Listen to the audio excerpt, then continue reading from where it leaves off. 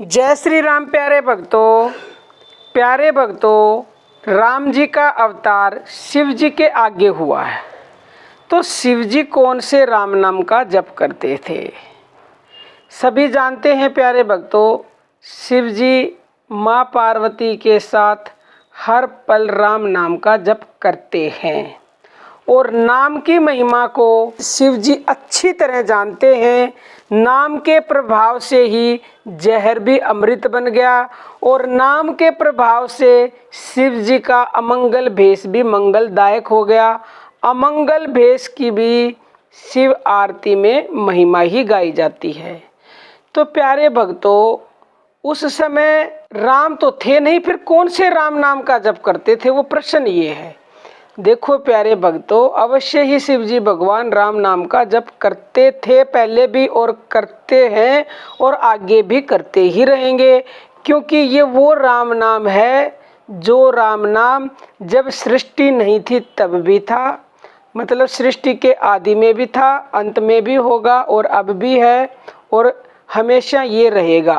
और ये वो राम नाम है जो कण कण में रमण करता है, हर जगह जड़ में भी है, चेतन में भी है, जो अखंड है, अनंत है, जो अविनाशी है। यानी राम वो नाम है जिसकी महिमा को कोई नहीं बता सकता, क्योंकि हर अक्षर के आगे ए लगा हुआ है और जहाँ ए लग जाता है प्यारे भक्तों, उसका वर्णन कोई नहीं कर सकता। तो शिव जी उसी राम नाम का जप करते हैं जो हमेशा से था, हमेशा रहेगा। वही वो राम नाम है प्यारे भक्तों। अभी आप ऐसे भी बोल सकते हो कि हमने एक वीडियो बनाई थी, वह कौन सा राम नाम है जिसको ब्रह्मा विष्णु महेश जपते हैं। तो उसमें हमने ये बताया था कि वो नाम श्वासों में छुपा हुआ है। तो प्यारे भक्तों, काफ़ी लोगों के कमेंट आए उसमें जिनको समझ नहीं है कि श्वासों के जप का क्या महत्व होता है। तो देखो, मैं आपको स्पष्ट समझा देती हूँ, आप कंफ्यूज ना हो। जब राम नाम हर जगह कण कण में व्याप्त है, ये श्वास तो हमारी सबसे कीमती चीज़ है, तो क्या वो हमारे श्वासों में नहीं होगा? प्यारे भक्तों, वो नाम हमारे श्वासों में भी है, वो नाम हमारे धड़कन में भी है। वो नाम जब हम ध्यान करते हैं तो वही नाम हमारे आज्ञा चक्र में आ जाता है। तो प्यारे भक्तों, इस नाम को आप जान लो। इस नाम को जाने बिना आपको मुक्ति नहीं मिल सकती।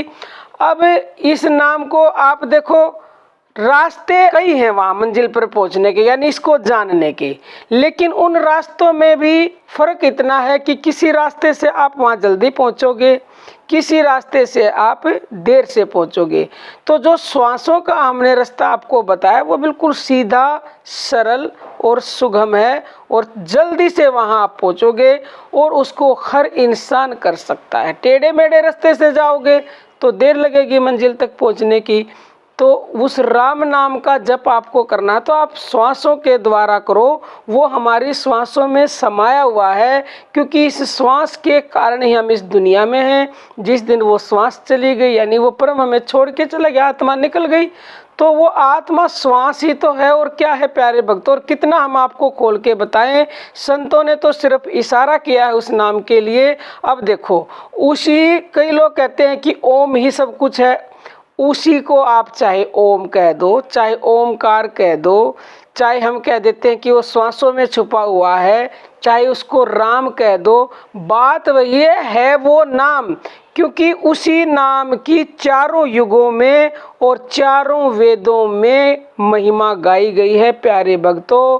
सतयुग के भक्त भी उसी नाम का जप करते थे और त्रेता में भी उसी नाम का जप किया जाता था, द्वापर में भी, और कलयुग में तो मनुष्य समझते ही नहीं है प्यारे भक्तों। वो तो सिर्फ भगवान के आगे जिसको भी मानते हैं उसको ही सब कुछ समझते हैं। लेकिन वही वो नाम है जिस नाम को कृष्ण, शिव, राम स्वयं जपते हैं और सारे देवी देवता जपते हैं, राधा जपती है, सीता जपती है। वही वो नाम है जो कण कण में आदि से अंत तक समाया हुआ है, जड़ में, चेतन में, हर वस्तु में, हर प्राणी में। उसी का जप करते हैं सब, उसी का आप कर लो। हम आपको सीधा सरल सुगम रास्ता बताते हैं प्यारे भक्तों। आप नाम जप करने लगे हो, ये शुरुआत से तो देखो चलना ही पड़ेगा। ये नहीं है कि आप सीधा ही 12वीं क्लास में पहुंच जाओगे या सीधा ही आप सबसे ऊपर की सीढ़ी पर चले जाओगे। किसी बिरले का प्रारब्ध बहुत अच्छा होता है, यानी पहले की भक्ति उसने पिछले जन्म में करी होती है, तो वो वहाँ पहुँच सकता है। नहीं तो प्यारे भक्तों, सीढ़ी दर सीढ़ी ऊपर चढ़िए, आपको पूर्ण ज्ञान होगा। अगर बच्चा एक क्लास भी छोड़ देता है ना, मान लो बच्चा 5th में है, 6th छोड़ के 7th में करवा दिया, तो 1 साल में उसको कितना ज्ञान प्राप्त होगा, उससे वंचित रह जाएगा। इसीलिए आपको हर प्रकार का अनुभव होना जरूरी है, हर प्रकार का ज्ञान होना जरूरी है। वो सीढ़ी दर सीढ़ी चढ़ोगे तभी आपको सारे अनुभव होंगे और आपको ज्ञान होगा और आप उस राम नाम को जान पाओगे।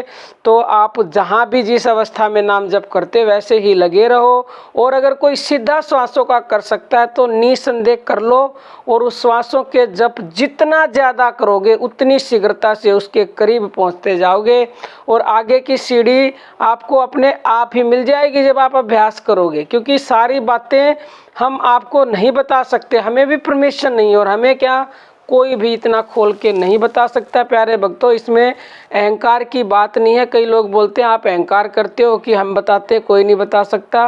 प्यारे भक्तों, ये गुप्त बातें होती हैं, ये गुप्त वो नाम है, लेकिन हमने बता दिया कि ये कण कण में समाया हुआ, तो आप इससे लाभ उठा लो और श्वासों का जप कर लो। श्वास श्वास सुमरिन करो, व्यर्था श्वास न जाए, न जाने इन श्वासों का आवन होना हो। और कबीर दास ने भी कहा है, निर्गुण राम जपो रे भाई, निर्गुण राम जपो रे भाई। ये निर्गुण राम वही है जो कण कण में व्याप्त है प्यारे भक्तों। तो आप समझ गए होंगे कि शिव जी कौन से राम नाम का जप करते हैं प्यारे भक्तों, और यही नाम मंगलदायक है। और हमारा दूसरा चैनल है ज्ञानदूत, उसकी वीडियोस देखना चाहते हो तो डिस्क्रिप्शन में लिंक मिलेगी। अब हम अपनी वाणी को विराम देते हैं। जय श्री राम प्यारे भक्तों।